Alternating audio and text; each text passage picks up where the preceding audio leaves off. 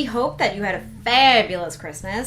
I know I did. We're heading into the new year, and a lot of people have New Year's resolutions. They want to try new things. And one of the things we were talking about is a lot of people love to draw, love to make art, or they want to learn how to make art, or they want to get started into it, or they've always had this dream. And what better time than in a new year to try something new? So we're going to talk about some really cool art things that you can do, and kind of the idea of like what art is, especially as adults. I think as children, you know, we have art class. There's a lot of opportunities to be creative and create art, so to speak. And, there's a lot of like cool projects that teachers introduce that you can emulate at home. Like my favorite was always drawing on sandpaper and then ironing it.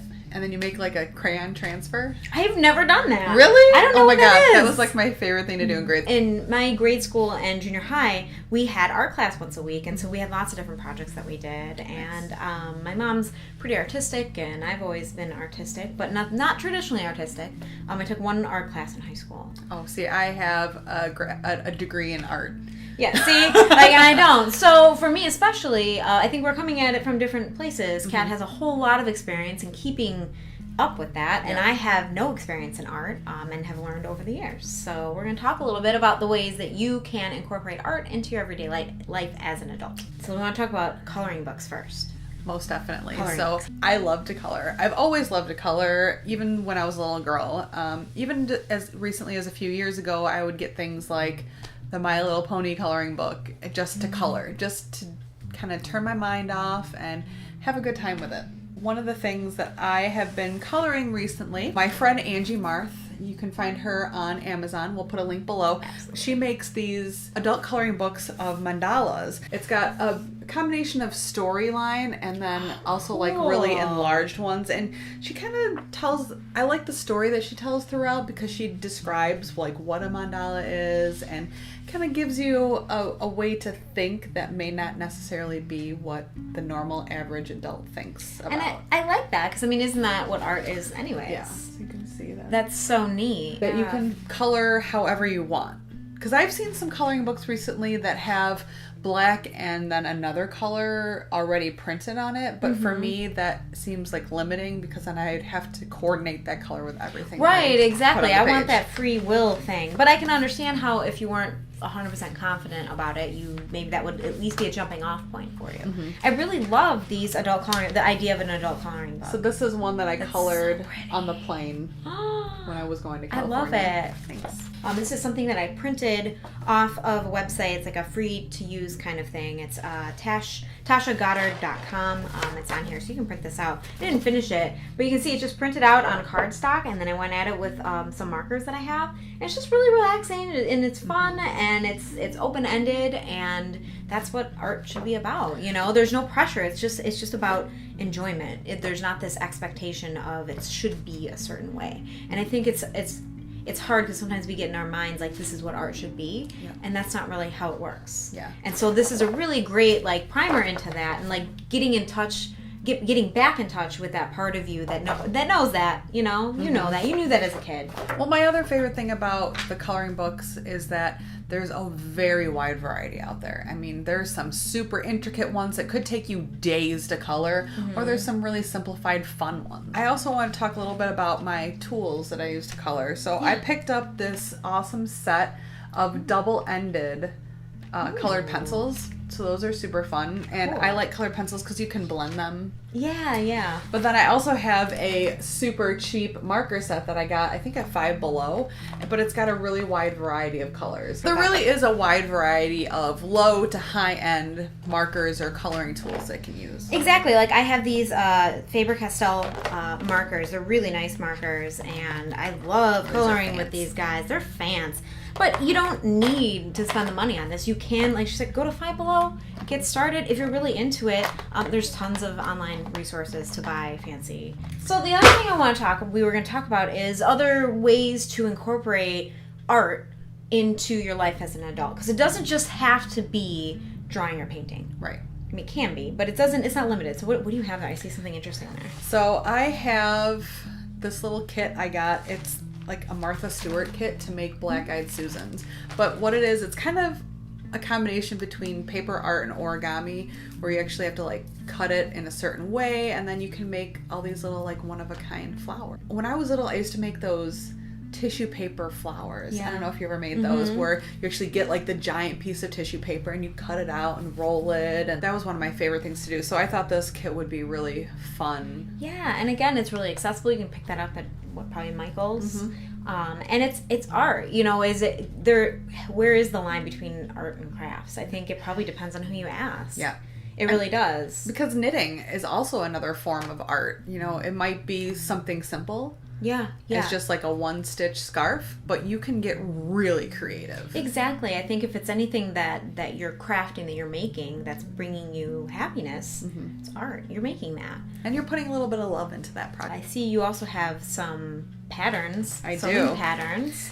So another way that I'm expressing my artistic ways is I've gotten back into sewing.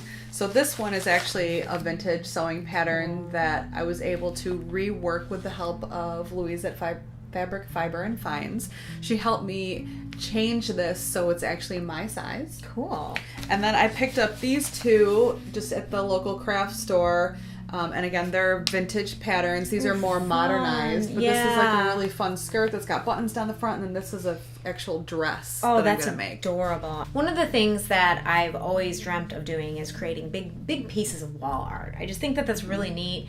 Being able to like take something and make it big and make it work. And I was playing around in my mind, but like to commit to that big of a canvas is pretty terrifying. So I was like, well, why don't I start making little versions? So you can get these like mini flat canvases, with this Artist Loft, right at Michael's. And so I just started playing around with them because it's a really low risk thing. So this was my final design. It looks, it's wood grain. Wood grain. It's wood grain with a little bit of watercolor in and around there.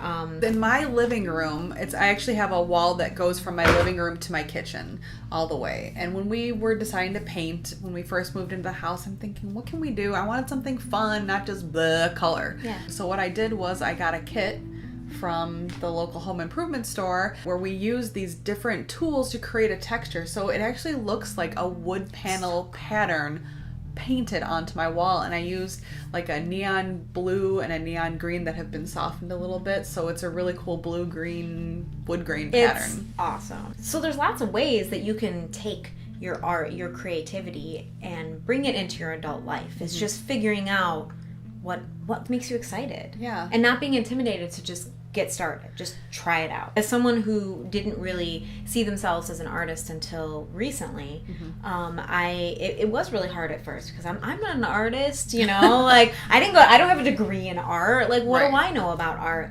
But just through playing around and just treating it like play, like you do when you're a kid. It's playing around, not taking it so seriously. That's how you get into it. Yeah, I think experimentation is probably one of the biggest things that you have to be willing to do, right? Let's say you went to a paint and sip with your girlfriends and it was cute and fun. Doing little, classes like that is really a good introduction, and it kind of gets your feet wet and gives you an example of how creative you can be. And I think too, like if you go to those kind of classes and you do feel like, do I want to do this? That means there's something in you that wants to do that. If there wasn't if you didn't have an artistic side, you wouldn't be drawn to it. Yeah. I hear that a lot, like, well, yeah, I did that, but I'm not artistic. Like, no, you wouldn't have gone to a paint and sip party if there wasn't a part of you that didn't want to do that. Yeah. Right? Like there's something in you that wants to be artistic. Right? I think there's something in everybody. But I mean, if you're taking that leap, right? Yep. Totally. Yeah, so even maybe painting isn't exactly the thing that you're going to do.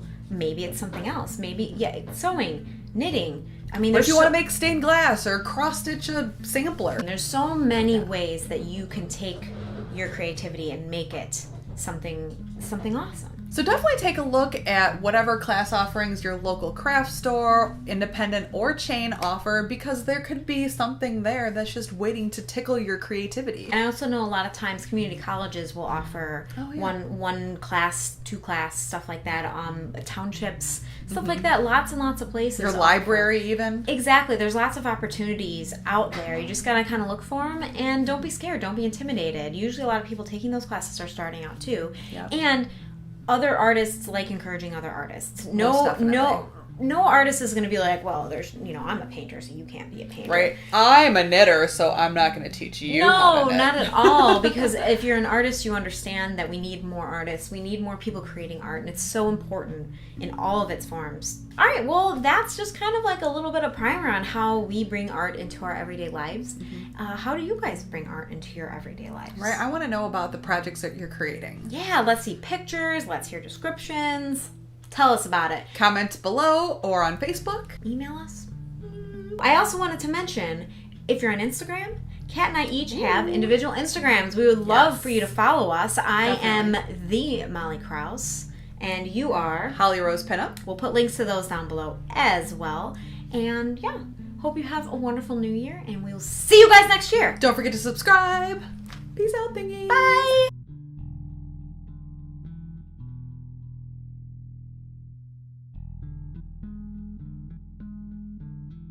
Raise the roof. This is how you know I'm really cool and not old, because I can raise the roof.